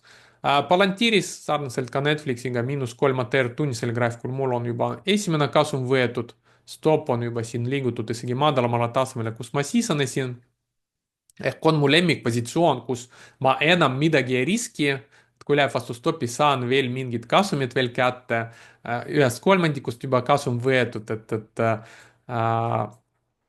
selline nagu riskivaba positsioon, kus sa ootad, et kui palju turg lihtsalt kukub ja kui palju kasumit ta sulle annab, et mul teine kasumivõtu order siin sarnaselt -3 ATR-i juures. Palantir võib veel natukene vastu seda kukkuda, siin 200-päevane libisev keskmine ka võib-olla toetuseks. Et ootan siis veidi langust Palantiris ka oma positsiooniga. Ja Tesla. Teslat vaatasime ka just natukene fundamentaalselt, et näeme, et fundamentaalselt ka väga palju ülehinnatud endiselt. Ja tehniliselt ta andis ka hea sellise müügisignaali meil neljapäeval ka. Näeme, siin oli suurem langus, -3 ATR, siis põrge vastu libisevaid keskmised ja siin ta formeerus meil sellist nagu madalamat tippu ja hakkas uuesti libisevatest keskmist madalama liikuda. Et nüüd võib kukkuda siin vastu -3 ATR-i päevasel graafikul. Kuidas ma siin tehingut tegin, et siin ka samamoodi neljapäeval, et ma jälgisin veel neid aktsiaid, mis neljapäeval kohe tariifidele võib-olla nii palju ei reageerinud, aga päeva lõpuks hakkasid juba nõrkust näitama, et päeva alguses peale tariifi uudist me nägime, kuidas alguses rohkem kukkusid need firmad, noh, kukkusid kõik firmad ja siis hakkasid taastuma need, millele nagu tariifide mõju võib-olla ei olnud otsene või nii palju, aga päeva lõpuks oli näha, et nad ka hakkasid langema ja oli näha, et see paanika on juba üles kasvamas ainult nende tariifiaktsiatest kogu turule. Ehk siin põhimõtteliselt see olukord tekkis, natukene ta põrkas ja siis hakkas päeva lõpuks uuesti vajuma. siis ma võtsin siin ka löögise positsiooni, siin ka samamoodi kukkus juba -3 ATR tunnisel graafikul esimene kolmandik võetud, stop on juba siin liigutatud sisenemis tasemest madalamale ja ootan siis päevasel graafikul kõigepealt siis langust vastu -3 ATR-i päevasel graafikul, mis on siin hetkel kuskil $207 tasemel.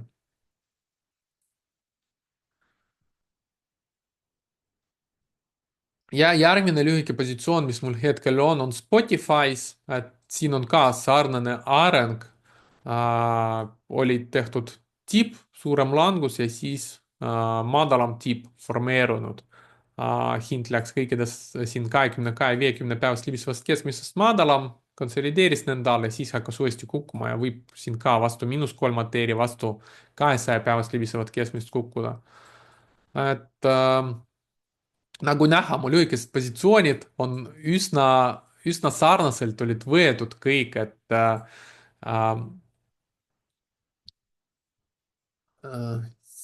siin me näeme, Spotify oli siis nagu suurem langus, et siin ma ka tõin välja, kui ta põrkab, tekitab siin madalamad tipujärjekordsed võrreldes selle tipuga siin me näeme. siin oli üks tipp, siin oli madalam tipp ja siis põhimõtteliselt siin neljapäeval ma shortisin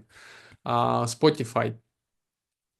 Siin ta on ka juba langenud vastu -3 tunnisele graafikule, esimene kolmandik kasumist võetud ja trailing stop on ka madalamale liikunud. et mul on suht head lühikesed positsioonid hetkel, kõik on juba osaliselt kasum võetud. Esimene, mõnes on ka esimene, teine võetud. Ja vaadates eelturgu tundub, et ma saan ka paljudes positsioonides ka seda teist kasumit võetud täna ka. Gilead Sciences, seda positsiooni ma näitasin eelmises saates nagu oli ainuke pikk positsioon, mis mul on jäänud, et ta nagu sõltumata turu kukkumisest, ta tegelikult siin üsna hästi liigus kõrgemale ja ma ei teadnud, palju ta kõrgemale liigub, seega mul oli seal trailing stop. Ja siis, kuidas mu tehing seal läks, et põhimõtteliselt siin oli kuskil võetud pikk positsioon, siis esimene kolmandik +3 tunnisele graafikule ja siis mul oli selline nagu trailing stop, mis mul põhimõtteliselt siis neljapäeval, kui tulid tariifiuudised, siis hind siin käpas ka madalamale ja siis ma läksin ülejäänud 2/3 positsioonist välja, et siis sain kasumit selles positsioonis. ja mis ma nägin edasi tegelikult, kui me vaatame siin ka päevast graafikut, siis siin on ka näha sedasamat paterni, mis ma shortisin teistes aktsiates, siin oli tipp, üritas rallida ja siis tegelikult formeerus siin sellist nagu müügitriggeri ka või müügitulpa ja siis hakkas langema, formeerudes esimest madalamat tippu. et siis ma vaatasin, okei, et seda aktsiat tegelikult ka võib short ida ja siis ta tunnisel graafikul andis ka sellist väga hea müügisignaali, et siin ma läksin välja siis pikast positsioonist, siis ta üritas rallida ja siis hakkas uuesti vajama, formeerus siin V2 müügisignaali, siin on ka madalam tipp võrreldes selle tipuga ja siis põhimõtteliselt siin ma võtsin ka lühikese positsiooni nüüd selles aktsias, et alles läksin pikast positsioonist välja ja siis 2 tunni pärast nägin sellist võimalust nagu short ida seda koos üldise nagu turulangusega. Ja see toimis ka üsna hästi, et juba samal päeval hind langes siin vastu -3 tunnisel graafikul, et ma võtsin esimese kolmandiku kasumist välja positsioonist ja siis stop on mul juba ka samal tasemel nagu ma sisenesin. et vaatame, kas Gilead Sciences Gilt ka siis koos turuga kukub vastu -3 päevasele graafikule, et siin on, mul on hetkel siis teine kasumivõtu order. et sellised nagu lühikesed positsioonid mul hetkel on, et mul ei ole kauplemisportfellist ühtegi siis sellist nagu pikka positsiooni hetkel, et ma Telegram kanalis ka tegin selle screenshot'i, mis positsioonid mul on. et olengi hetkel positsioneerinud vastavalt sellele plaanile, et turg võib kukkuda veelgi natukene, aga siis mingi hetk siis võib tekkida meil selline nagu põrge. mitte kõik tehingud läksid nii hästi nagu need, mis ma näitasin, et tegelikult turg eelmine nädal hakkas sellist nagu topeltpõhja formeeruma, mis ma näitasin ja siis ma juba vaatasin mõned aktsiad, kus võiks nagu võtta pikka positsiooni ja üks nendest aktsiatest oli Starbucks. ja Starbucksis oli üsna huvitav patern, mis ma eelmises nädalas ka välja tõin, et siin ta tegelikult 200-päevase libiseva keskmise juures hakkas tekitama sellist nagu üsna hea põhja. et eelmine nädal algas sellega ka, et ta tegi siit võlts läbimurre ja hakkas uuesti taastuma. ja siin, kui me vaatame tunnist graafikut, siis siin on üsna hästi näha seda paterni, et siin oli selline meil põhi, et eelmine nädal avanes gapiga madalamale, siis kohe kiiresti taastus sellest tasemest, tegi veel ühe inksu madalamale ja siis hakkas uuesti taastuma ja siin ma tegelikult võtsin siin või ei, tegelikult natukene varem siin selle triggeriga võtsin siin pika positsiooni. et muidu oli väga hea selline nagu patern, et siin on kindel põhi, siin on võlts läbimurre, siin on kõrgem põhi, mis ma võtsin. ja siin mul oli ka stop pandud, et -3 ateri juures. kuidas see positsioon toimub, no me näeme, et ta ei jõudnud +3 ateri tunnisele graafikule, et ma ei võtnud siin mingit kasumit, mul oli siin stop ja siis peale tariifi, mis ma näen, et selline olukord, mis ma olen ka varem välja toonud. et mis teha siis, kui aktsia hind avaneb madalal tasemel, kui on teie stopp. Et noh, muidugi ühelt poolt see on nagu halb, et tegelikult mul oli planeeritud selline kahjum, tegelikult siis, kui turg avanes,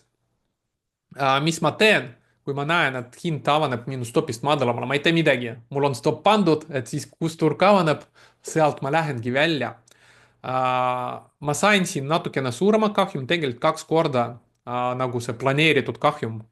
oli kaks korda suurem kahjum. Aga tegelikult minu jaoks ei olnud üldse probleemi, esiteks seetõttu, et noh, mul oli stopp, ma väljusin kohe stopiga. siin on ka hea nagu see õppetund, miks ei tohi, ei tasu seda stoppi ära võtta või liigutada, kui te näete, et hind stopist madalam avaneb. et ma väljusin kohe avanemisel ja tundub, ja see oli kõige parem koht, kust väljuda sellest aktsiast. vaadake, mis juhtus peale seda, et mõtlesin, et ta läks palju madalamale ja hetkel turul võib olla veelgi madalamal kaupleb ehk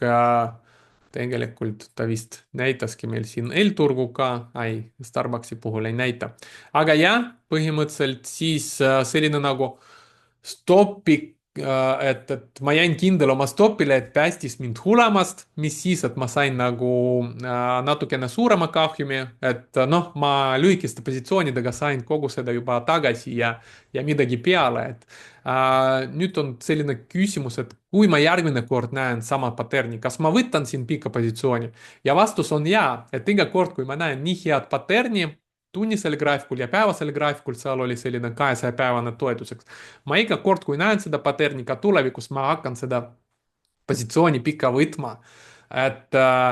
kümnest kordadest võib-olla kaks korda see patern ei töötagi, tulevadki sellised nagu kahjumid, et see on üldse erakorraline, see võib olla üks 20 tehingust tuleb nagu selline, aga enamikul juhtudel see patern ikkagi toimib ja see on hea õppetund, miks on vaja nagu stopid panna, et kui sa tead, et ükski patern, mis on nagu näeb ükskõik kui hästi välja, sa pead seda võtma, aga sa pead olema valmis ka selleks arenguks, alati pead olema valmis kaheks arenguks, et aktsia läheb sinu suunas või aktsia ei lähe sinu suunas. ja põhimõtteliselt pikas perspektiivis mängib suurt rolli, mida kauplejad teevad siis, kui aktsia ei lähe selles suunas, mis nad eeldasid. et on väga lihtne võtta suurt positsiooni, kui sa tead 100%-st, et aktsia läheb sinu suunas, aga mis juhtub, et siis, kui läheb sinu vastu, et kui hästi sa suudad oma kahjumit piirata. see põhimõtteliselt siis sellest tulebki selline nagu pikaajaline tulemus, siis jah, lühiajaliselt lihtsalt õnne pärast turul võib küll head tootlust saavutada, aga kas sa suudad seda tootlust nagu ka hoida, et vältida selliseid nagu suuremad drawdown'id, vot see on tegelikult kõige suurem küsimus, mida kauplejad peaks vastama ja mul on, see on nagu väga hästi kaitstud nagu selle positsiooniga, mul on isegi hea meel jagada nagu kahjumlikku positsiooni, et ma tabasin ennast sel mõttel, et ma hea meelega jagan teiega oma kahjumlikku positsiooni, sest see on nagu tavaliselt selline asi, mida paljud ei tee. noh, arvatakse, et või mõeldakse, et tuleb näidata ainult kasumlikud positsioonid, et kauplemine ongi, tuleb kasumlik või kasum tuleb sellest, et sa teedki ainult kasumlikku tehingut. tegelikult seal on väga palju kahjumlikuid tehinguid ja positiivne tulemus tuleb lihtsalt läbi selle, et sul on kasumlikuid tehinguid, toovad parema tootluse või summa kui need kahjumlikud tehingud, et kui hästi sa oskad need kahjumlikud tehingud nagu piirata. et jah, mul ei ole probleemi jagada sellised nagu kahjumlikud tehingud, isegi kui siin kahjum ületas minu seda esialgset kahjumi, ma vastupidi nagu hea meelega vaatan, kuidas mul siin hästi stopp päästis hullemast ja tegelikult ma tean, et tulevikus, kui ma näen nii head paterni, ma ikkagi kauplen seda, et ma tean, et selline olukord oli siin pigem erakorraline. nüüd me näeme, et siin L-turul tegelikult ta avanebki veelgi madalamale, nii et mul on nüüd veelgi parem tunne, et ma väljusin siin stopiga täpselt sel hetkel, kus turg avanes. Okei, lähme edasi. Ja vaatame nüüd mõned aktsiad, et noh, kuna ma mainisin juba, et shortida midagi juurde on juba hilja, et kõik aktsiad on juba jõudmas -3 teerini päevasel graafikul või on juba sealt, et sealt peaks juba põrge algama. aga põrgeks meile on turg ei andnud veel ka sellist nagu head põhjasignaali. et noh, palju kauplemisidеid mul siis selleks nädalaks ei ole, ma vaatan, kuidas mul siis lühikesed positsioonid arenevad, mis kasumit nad mulle toovad see nädal ja siis, kui algab põrge, siis mul on siin mõned aktsiad, ma leidsin, mis ei ole nii palju kukkunud, võib-olla formeeruvad mingit huvitavat paterni ja ma hakkan jälgima, võib-olla nendes aktsiates hakkabki mingi hea kauplemisvõimalus, et siis nagu ostupoolel tekkima. ja esimene on aktsia, mis oli meil ka eelmine nädal välja toodud, Clear Secure, et miks mulle see aktsia meeldib, et vaatame siin päevast graafikut, me näeme, et kuidas turg on kukkunud siin viimasel ajal ja kuidas see aktsia on käitunud, et noh, siin oli mingi väike langus, üldise turulangusega ka üritas natukene langeda, aga mitte väga palju. siin hind konsolideerib ikka selle 200-päevase libiseva keskmise juures. me näeme, et ta käis sellest nagu madalam, aga siit ta tuli suht ilusti välja, et siin võib-olla formeerub selline nagu inversed head and shoulders pattern, et pea peale pööratud pea ja õlad pattern. et kui siin formeerub järjekordne selline nagu kõrgem põhi võrreldes selle põhjaga, et me võime näha siit edasi rallit, et kui turg hakkab põrgama, siis selline nagu turust tugevam aktsia võib ka teha üsna head rallit. et see on üks aktsia, mis ma jälgin, kindlasti tahaks näha, et hind läheb, ta on hetkel siin sellest 200, no kõikidest libisevatest keskmist madalamat, tahaks näha, et ta läheb nendest kõrgemale. ja siis turul algab põrge, siis me võime näha siin rallit vastu pluss kolmanteeri. et see on üks kauplemisidee, mis ma jälgin. First Solar, ka üks huvitav aktsia. ta võib olla võitja tariifidest, ma päris kindel ei ole, aga mulle tundub, et ma sinna nagu ei ole süvenenud, et First Solar, see on Ameerika firma, mis toodab neid päikesepaneele ja enamik päikesepaneelidest tegelikult tulevadki Hiinast, aga kuna ta on Ameerika tootja, siis võib-olla ta võidabki sellest. miks ma ütlesin, et ma ei ole kindel, ma ei tea, kust ta võtab oma siis nagu paneelide ehitamiseks toorained, toormaterjalid, et võib-olla nad tulevadki Hiinast, siis võib-olla temal ka ei ole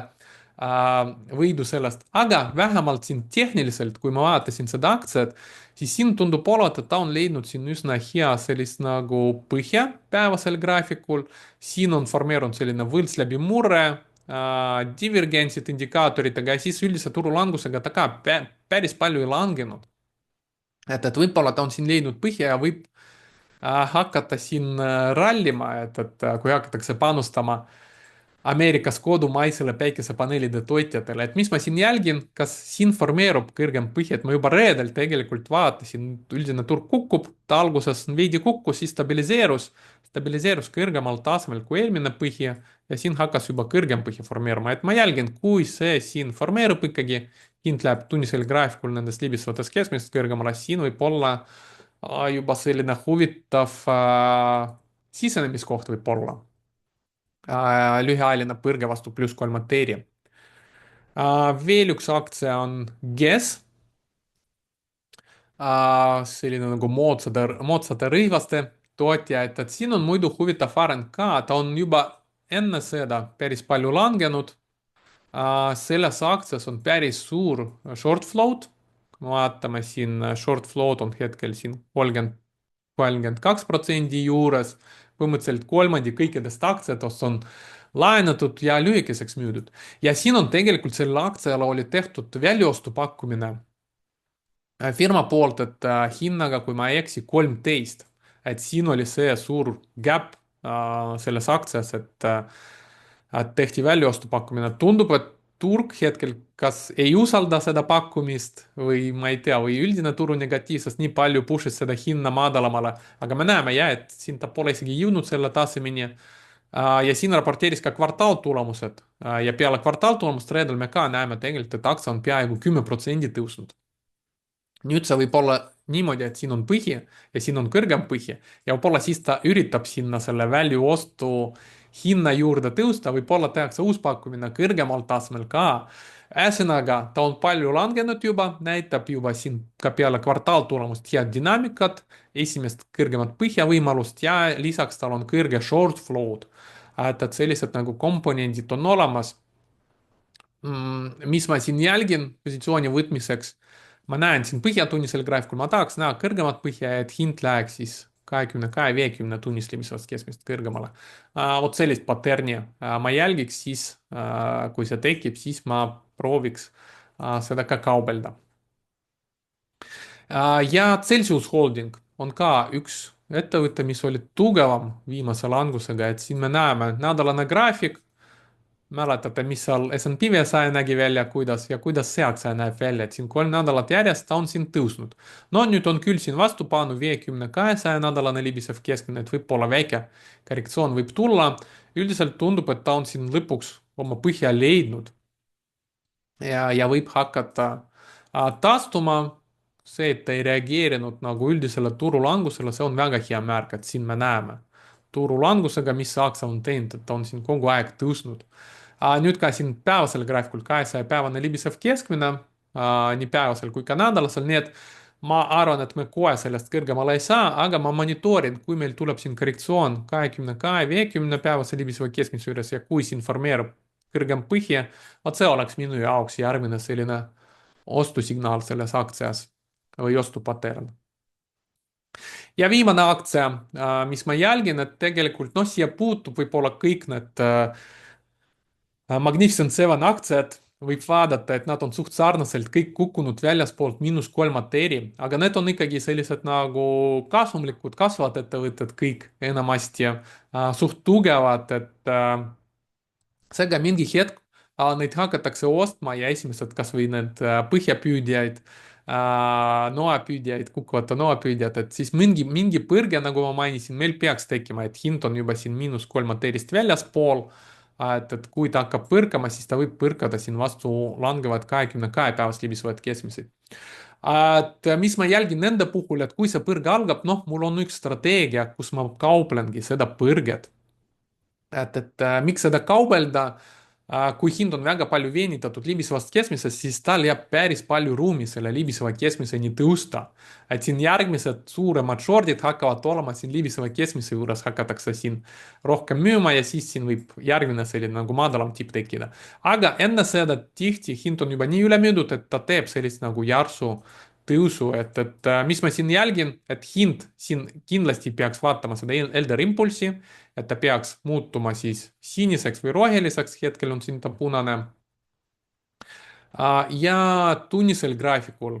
mis ma jälgin, et tunnisel graafikul peaks toimuma selline asi, et 22-tunnine ja 50-tunnine, nad peaks siis peatuma langus, hakkama tõusma ja 22 peaks 50-tunnisest kõrgemale minema, et selline nagu cross peaks juhtuma, siis hind siin midagi teeb, siis hind hakkab tõusma ja siin tavaliselt tekib see koht, kus hakkabki selline nagu normaalne põrge päevasel graafikul.